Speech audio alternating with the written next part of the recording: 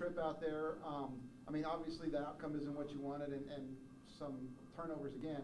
But you played them within 10, and just talk about the trip out there. Yeah, I mean, you got to play better than that to beat a good team like that at home. Didn't play very well offensively.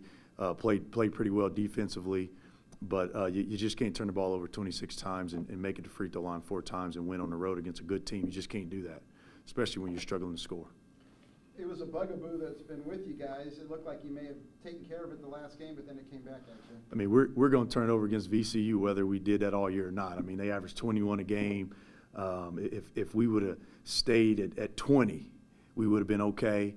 26 is too high, but we could be the best. I mean, they turned Purdue over 18 times. We're not better than Purdue. I'm not a better coach than Matt Painter. We're going to turn the ball over 20 times no matter what. Their pressure, their half-court traps, all that stuff that they were doing. That I mean, did you? I mean, how did your guys respond to that? Well, I mean, we turned over 26 times. I mean, not very well. You know, I don't. We were going to turn the ball over. Like, I don't know what to say to. Everybody turns it over against VCU. I mean, I don't know. Like, our goal wasn't to not turn it over. I mean, you're going to turn the ball over. They trap everything all the time. They're athletic. They're long. It's what they do. Our goal was to try to stop them enough to make it a game. And when it was 7 points in the second half, we couldn't quite get over that hump. We turned them over 4 or 5 times in a row. Then we turned it back over. If we would have been able to get over that hump, it would have been a little bit better for us. I think it would have been a closer game. We would have had a chance on the road against a good team. And you know, we just didn't. Same thing at LSU. Second half, 7-point game against a good team. You can't turn the ball over like that. It's not so much 26, but the timing of the 26. You know, that really hurt us. And then I think they made some timely threes as well, and that hurt us as well. But you can't turn over that many times against that good of a team. You sounded positive about just how you guys played aside from the turnovers. Just hearing you talk after the game, and even right now, you sound like you're pleased with how they did aside from those turnovers. Yeah, I mean, did you look at the box score? I mean, we won every other category but turnovers. So I mean, I ain't gonna make nothing up to kill my team. If they did something well, I'm gonna tell them they did it well. The turnovers weren't very good. They turned over 26 times. We tried to hold it around 20. They didn't, and that ultimately, you know, probably cost them the game. So, I mean. There's rabbits and elephants. Losing at VCU is a rabbit. It ain't an elephant. I'm just being honest. How are you guys going to take that and kind of learn from that and, you know, turn it into a positive down the road? Well, we're just trying to continue to get better, which, you know, statistically we are. We're just playing good basketball teams. I mean, it's no way around that. And when you play a good team, you have to play better than what your play better has been. And we didn't do that against VCU. So we're just trying to continue to get better, work hard. It's good to know that our number one problem is turnovers. We'd be in trouble right now if I didn't know what the problem is. I know what the problem is. Ultimately, if this group wants to figure it out, they will. And then if they don't, then they won't. So, again, you know, it's the same thing, which is good and bad. You want to change that, but at least it's not something else. So, I mean, hopefully that answers your question good. Mosley stepped up. Yeah. Just talk a little bit about him. He's a good player. I mean, he's a good player. You know, he's starting to, you know, approach it a little bit different and just, you know, learning and getting more comfortable. And, you know, it's one of those things where when you're playing some of the teams we're playing, it's not easy for a coach just to put a freshman in the game. But he started to earn his minutes throughout the year. And obviously getting into league play now, he's earned the trust of the coaching staff. And so I think it's, you know, kind of right on par with most freshmen. Around Christmas, they start to maybe turn a corner or not. And I think he's starting to turn a corner, at least, you know, last game. I mean, he's always been able to score, but he's defending a little bit better. And he's not defending better in the sense of that's why you play him, but it's starting to be important to him. If his man scores, he's starting to now say, my bad, coach. You know, like those are the things you look for in your freshman. But he's a good player. He's going to play a lot. You make it in. I mean, it seems like the home road splits have a lot to do with it too. I don't want to get you in trouble. No. I mean, you know, when you go back and look at the tape for us, you know, we've got to be more physical. And what I mean by that is we've got to be able to get the ball inside no matter how somebody's guarding us. That's where most of your fouls on the road come from, inside. On the perimeter, a lot of times, referees, sometimes they get caught watching, like the common fan, and it's just human nature. It's no more than what we probably get on our home court. And obviously you're supposed to get a better whistle at home. That's part of your home court advantage. But when we win games, we really outnumber people at the free throw line. I mean, that's like a staggering number for us.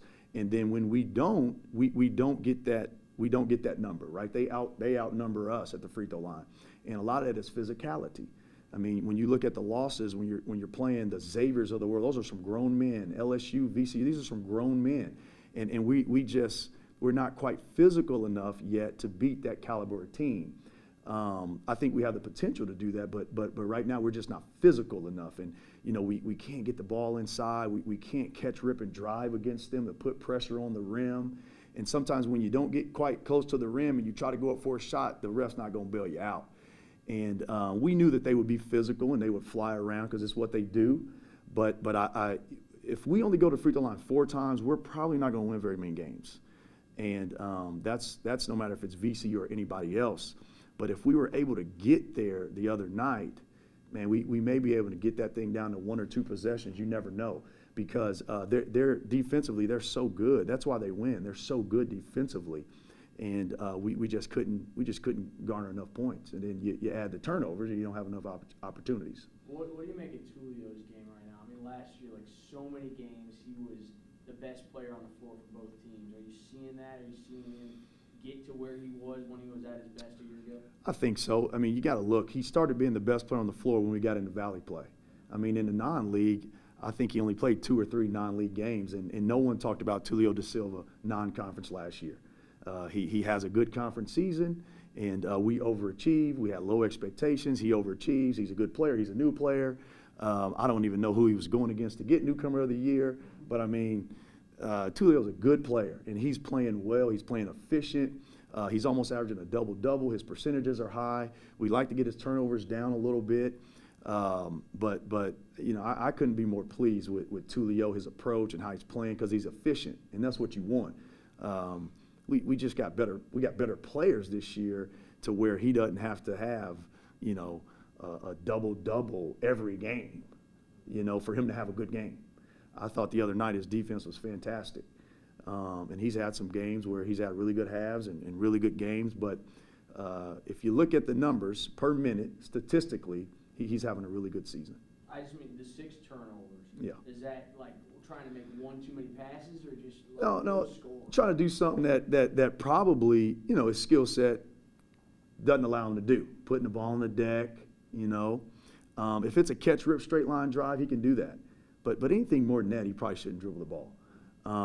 And he's not the only one. I think a lot of our turnovers, we watch them all the time. A lot of the times we're trying to do things that we really can't do. And he's no different. But, yeah, 6 of them, I think 2 of them were out of double teams.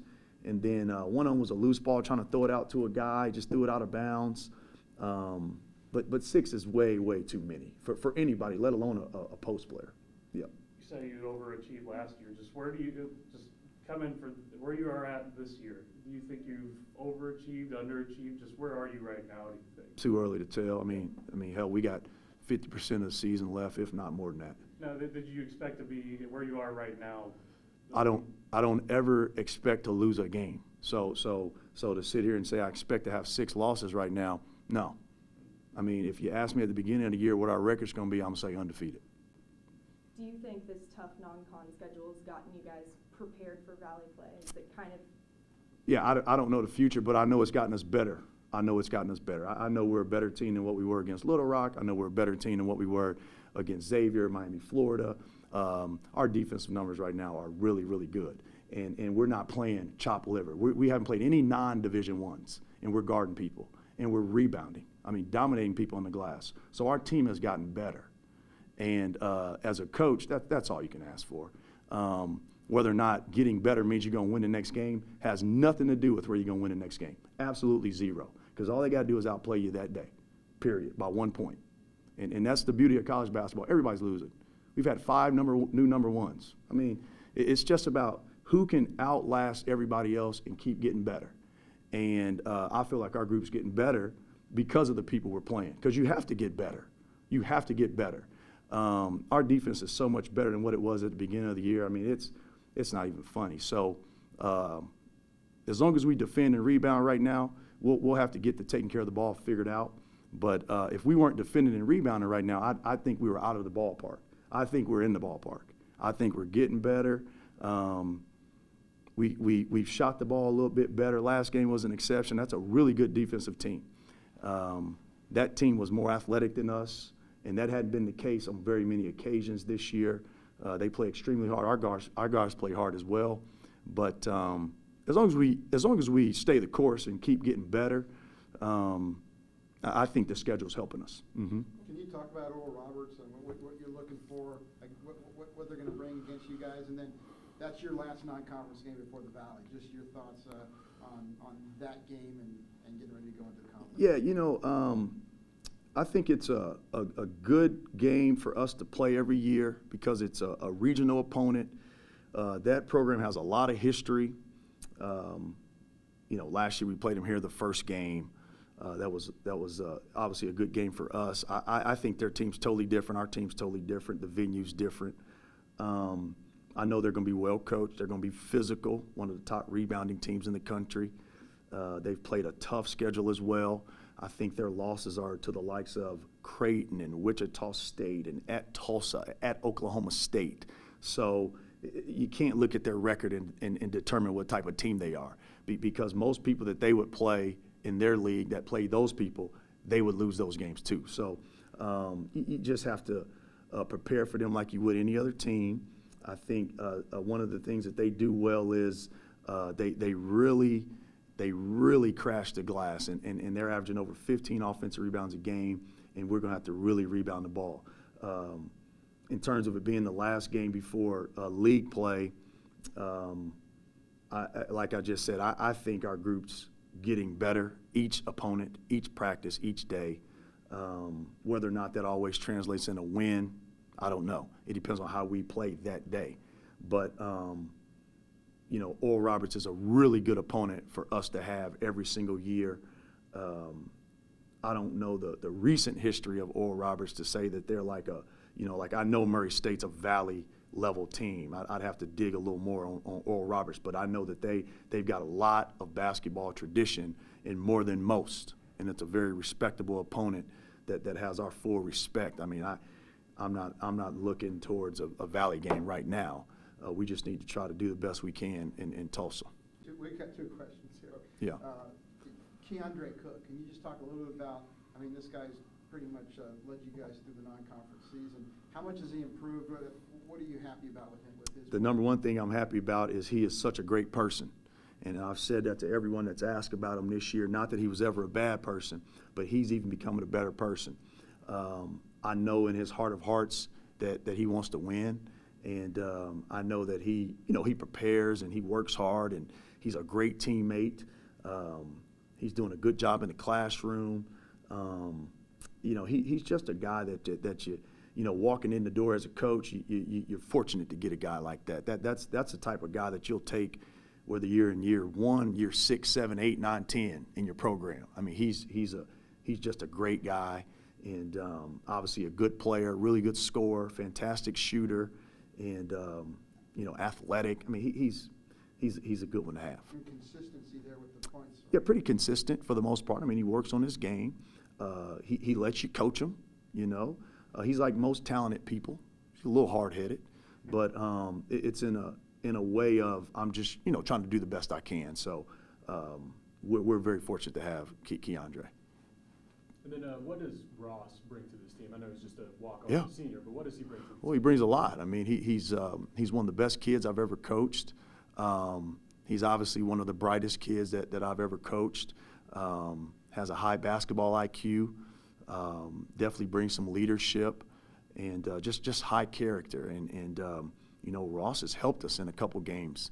And I really don't hesitate putting him in. I just feel like it has to be the right situation to put him in. But we love Ross. Ross is good to have, and he'll be missed once he's gone. What does that do for the team? Because he came in against Arkansas State, hit that big three, and then everybody on the bench went crazy, like Yeah. morale. Yeah, I mean, it does a lot because you want to see people like Ross be successful. And, you know, Ross is an overachiever, comes from a fantastic family. They make all of our games, and he, you know, he pays the price in practice every day and doesn't always get the headlines. And, you know, I think my fondest memory of Ross is I think he won us a game last year at Bradley, coming up with a big steal. And, you know, I've got a lot of love and respect for Ross. Go ahead, Nate. I would just say, like, from the players' perspective, you know, they know they're going up against really stiff competition. But then to look up at the scoreboard and be like, damn, we lost again. But how then do you kind of channel that to make sure that they're getting better, or do you rely on that leadership that you've talked about for them to kind of keep their heads high? Yeah, I mean, because as a coach, you don't walk in the locker room like, I'm a coach, I'm not a fan. That's not win or lose to me. It's get better. So did you get better? And if you didn't get better, then how come you didn't get better? And then you go about doing that. You know, we can win a game and not get better. We played Mississippi Valley State at home. We won. We didn't get better that day. We just lost at VCU, and we guarded them pretty well. And we crushed them on the glass, which surprised me. So you could say, hey, here's where you got better today, and take that and go with it. And then the areas that you didn't get better, here's why you didn't get better, and try to go with it. But you can't be a fan. You got to be a player and a coach. And if you're going to live and die with every win and loss, you're going to die a lot. That's just the truth of the matter. And so it's a big picture. I mean, it's a big picture. And that's how you don't, you know, that's how you don't, the team doesn't get down or the team doesn't get too high. I mean, you know, it's the same on both sides. You don't let success change you, and you don't let failure change you. You just stay the course, do what you're supposed to do, tunnel vision, block out all the noise, continue to get better. There ain't a doubt in my mind I got one of the best teams in the Missouri Valley. There ain't a doubt in my mind. Now, if I wanted to go off and play Sister Mary of the Poor 2 or 3 times, then we'd be sitting here, who knows, 8-4, right? If we get a break or two in 2 other of those games, we'd be sitting here 10-2, and my team isn't defined by 2 or 3 possessions. They're not defined by a loss at VCU, a loss at LSU, a loss at Xavier. They're not defined by a home loss at Little Rock. They're going to be defined at the end in March. And if they did what they're supposed to do and the ball bounces their way, then that's going to be one heck of a definition. And if it doesn't happen, then it could be the other side. But then we'll prepare for the next group. And that second team that we have will be a part of our big story. And so that's how you don't, you know, look up at the scoreboard and say, oh, you know, the sky has fallen. Or if you win that game, you don't look up at the scoreboard and go, crown me the champion either. So, I mean, you just stay the course. You can't be a fan. To answer your question, in the simplest form, you be a player and a coach. And your kids are buying into that too, you know? Either that or, yeah, they typically buy in. It's not always easy to get them to buy into some of the things that affect them directly, individually. But when it affects the entire team, they normally buy into that pretty quick. And that's a team thing. Yep. Give an update on Ritter. I'm meeting with Jared Ritter tomorrow at 10 a.m., I think. So I'll have one after that. Let me ask you this. I heard on the radio coming in that Missouri is going to try to pass the law that lets the athletes get some of the money. What are your thoughts on that? You know, I've answered this a couple times. I just think it opens up a can of worms. You know, if they're going to do it, I hope that they have a plan in place that just limits the effect on recruiting in terms of stealing your players. I think that in itself could really hurt coaches in this profession that are judged by wins and losses. And when you lose your players, your opportunities to win, they decrease tremendously very fast. And if I've got a good player and someone can offer him more for his likeness, then I wouldn't fault that kid for going there, especially if he comes from a one-parent home like 85% of our guys do. He'd have to go get that money. And then on top of that, if he doesn't carry a 2.6 GPA, which is not always easy for a student athlete that's never had discipline in his life until he gets to college, then you get an APR point taken away, which could lead to a decrease in your practice time, your scholarships, and postseason. So it's just a trickle-down effect. But you know, I just had this conversation with my assistant coach last night. Millennial parents, and I'm one of them. I'm a millennial, I'm a parent. We want our kids to be in a perfect world, right? We don't want anything to go wrong. We don't want to feel like they're being slighted. So we fight for certain things, and this is just where we're headed. So it's going to happen, but hopefully we get everything together to where it just doesn't cost, you know, coaches like Missouri Valley Conference coaches that get good players like the young man at Evansville, DeAndre Williams, or you look here like an Isaiah Mosley, and somebody goes, well, you know, you average 15 a game as a freshman. Hey, how about this cost of attendance over here? So, I mean, does recruiting tampering go on? I think in basketball, but when you open up that can of worms, it's really going to go on. Do you feel like maybe what's happening in Jeff City is aimed at Columbia, but it's going to have this effect in Springfield and St. Louis? You know, I'm from Illinois, Dan. I don't know what's going on in Jeff. Is that the capital? Well, yeah. Okay. But what I'm saying is these lawmakers are going, no, we need to get a law in here too from Missouri. Oh, yeah. And then, you know, thinking Mizzou Tigers, Maybe. and not thinking about what the ripple effect is going to be across the rest of the teams in the state. Yeah, but you know, I think that that's like anything. You know, it's like when you have a team as a coach, and you know, one guy used to say, I heard this old coach say one time that you know, the rule about being on the bus was everybody had to be on the bus when the coach got on the bus. He didn't put a time on it because he wanted to make sure his best player was on the bus before he sat down. See you guys. Thanks, Appreciate it.